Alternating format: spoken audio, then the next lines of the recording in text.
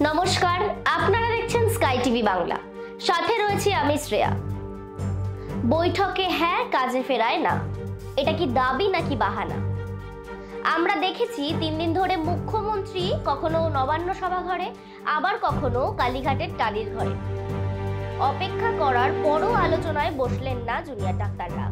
তাদের দফায় দফায় জিবি মিটিং, একের পর এক মেল চলছে, ছোট বাচ্চাদের মতো জেদ কষাকষি। এরা চাইছেটা কি? এরা ডাক্তার নাকি ছোট শিশু? দীর্ঘ বৈঠক, দীর্ঘ আলোচনা, তারপর দীর্ঘ জিবি মিটিং, তারপর আন্দোলন অব্যাহত। যে রাত্রিতে মমতা বন্দ্যোপাধ্যায় উপস্থিতে আলোচনা হয়েছিল, সেই রাত্রিরেই স্বাস্থ্য ভবন ঘিরে দীর্ঘ 8 ঘন্টার জিবি মিটিং হয়েছে। এমন জিবি মিটিং ইতিহাসের নজিরবিহীন। মিটিং শেষে আবারও সাংবাদিক বৈঠক। আমরা কি জানতে পারলাম? যে তাদের সকল দাবি দাওয়া মানা হয়নি, সে কারণেই আবারও তারা মুখ্য সচিবের সাথে বসতে চায়, আবারও মেল। অন্যদিকে মুখ্য সচিব আবারও তাদের সাথে আলোচনায় বসল, আবারও দীর্ঘ আলোচনা, দীর্ঘ জিবি মিটিং। জুনিয়র ডাক্তাররা সাংবাদিক বৈঠক করে বললেন তারা নাকি এই আলোচনায় হতাশ।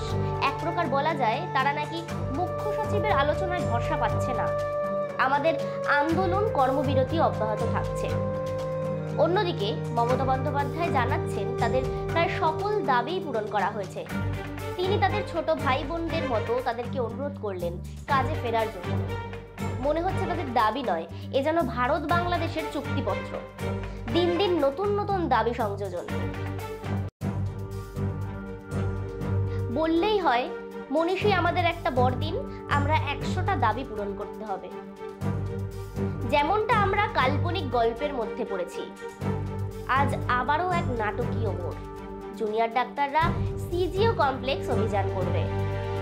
রাজ্যে বন্যা হয়েছে, কিন্তু মিডিয়া, সেলিব্রিটির কোনো কোলাহল নেই, কোনো খাদ্য উৎসব নেই, কোনো নাচ গানও নেই।